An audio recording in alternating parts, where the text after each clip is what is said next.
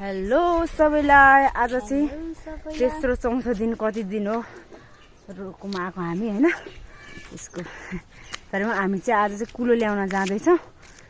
कुलो ल्याउने भने के हो भनेर चाहिँ अलि एकछिनमा देखाउने छौँ हैन ल यो चाहिँ हाम्रो रुकुम हो है गाइस हेर्नुस् यहाँ डाँडा कडा यस्तो छ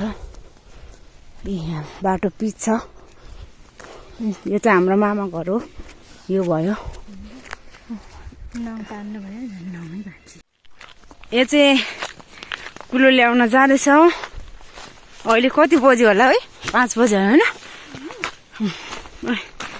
ऊ यहाँबाट खस्यो भने त ड्याङ जान्छ त स्वर्गलोक तल यहाँ बाटो त यस्तो छ कि कति घन्टा लाग्छ त्यहाँ जान है आधा घन्टामा बाटो ल एकछिन पछि ऊ गरौँला बाइक हिँडेकी कन्टिन्यू गर्छ है यस्तो छ हाम्रो रुकुम यहाँबाट नि यस्तो दामी भ्यू देखिन्छ हाम्रो रुकुम राम्रो रुकुम त्यसै भनेको होइन नि त हिँड्नै पर्यो चाहिँ हामी पुगेका छैनौँ अँध्यारो भइसक्यो त्यही पनि अँध्यारो हुन लागिसक्यो उता चाहिँ घाम छ रोक मलाई पानीको मुहान हुने ठाउँ लगेर जाँदैछौँ हामी यो दौडी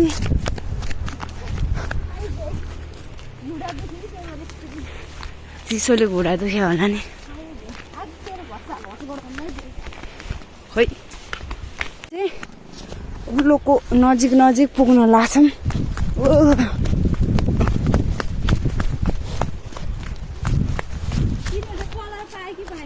पाइसक्यो हो त्यो कुलो त्यसको मुहानमा जाँदैछौँ खै ल्यायो होला नि त आएकै छैन नि घर कतिखेर दिउँसो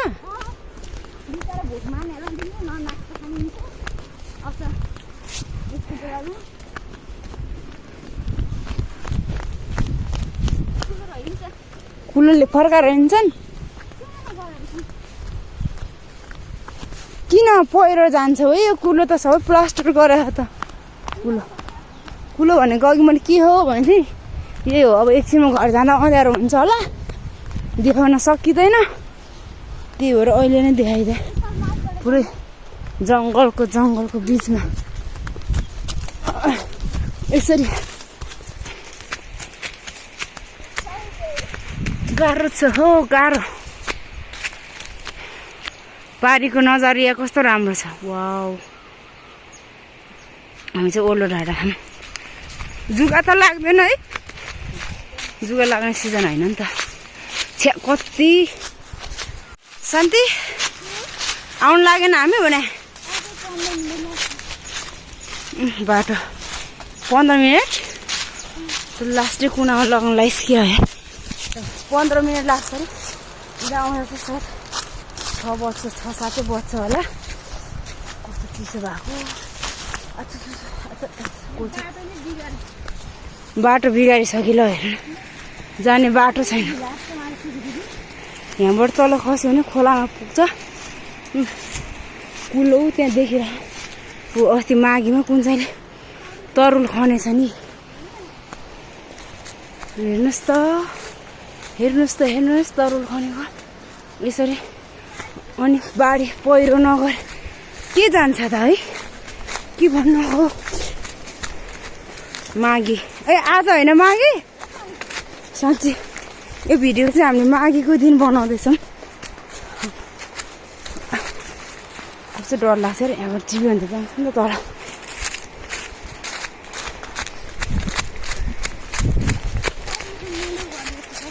तरुल खन्नेहरूले सबैले बाटो बिगारिदिएर कस्तो रिस उठ्ने हो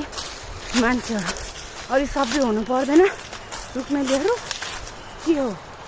जताकतै उ गरेर तरुलहरू खनेको छ पहिरो जान्छ के जान्छ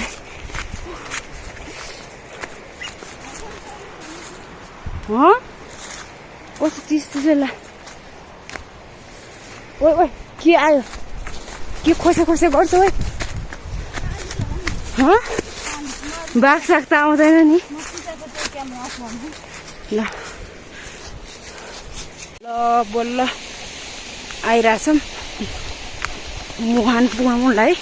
यो खोला यहाँ छ खोला त्यहाँ छ ऊ त्यो तलको सानो चाहिँ घट्ट हो कता जाने माथि रे अब माथि जान्छ अझै मुहान पुग्यो होइन देखाउँछ है कुलो त यति सानो पानी बगिरहेछ कुलोमा अहिले एकछिनमा देखाउँछु ल फेरि ल हेर्नुहोस् कुलो आइसकेको छ अब हामी कुलोको नजिकमा छौँ हेर्नुहोस् यो भनेको कुलो लगाएको भने क्या अब यो आधी त्यो खोला भयो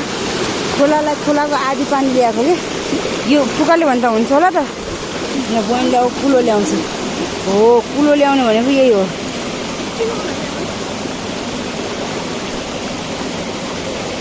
चिसो छ है पानी देख्नु कुलो ल्याउने भनेको के हो यो कुलो चाहिँ खोलामा गइरहेको छ सब यसरी खोलामा आफ्नो जग्गामा ल्याउँछ अलिक सानै भएन र यो त लग्दा सुक्छ होला हौ त्यो ढुङ्गा बगाउँदैन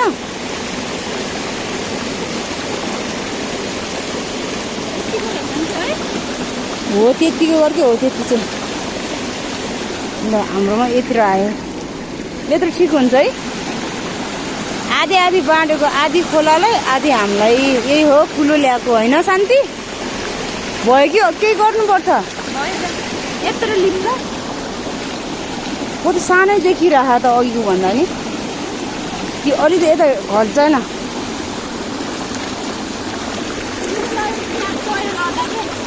त्यत्रो लैजाउँ न त यत्रो भयो पुगिहाल्छ नि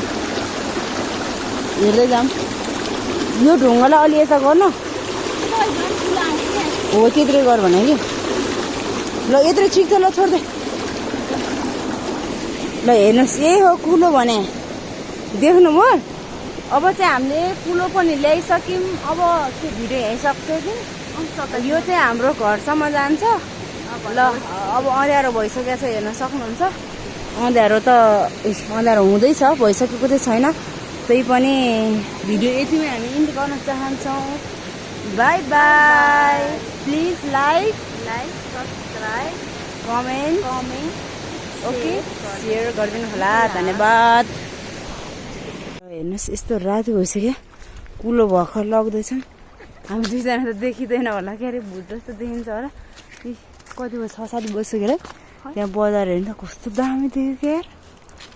किन मोबाइलमा चार्ज पनि छैन ऊ त्यो चाहिँ ब्यारेक हो अब हामी पुग्नु पर्ने ठाउँ चाहिँ त्यो ब्यारेक नै होइन त्यहाँ पुग्नुपर्छ अहिले भर्खरै अझ बल्ल ठुलो आयो देखाउनै मिल्दैन यार चार्ज सकेर गएको ल यति नै है त यस्तो ढुङ्गा छ अघि खत्रै ठुलो आयो है यहाँ पनि बाहिर गइरहेको छ के गर्ने यहाँनिर कस्तो लागिरह हात ठिराएर हेरेर यस्तो घना जम्मा छ दुइटै एक्लै हिँडिरहेछौँ होइन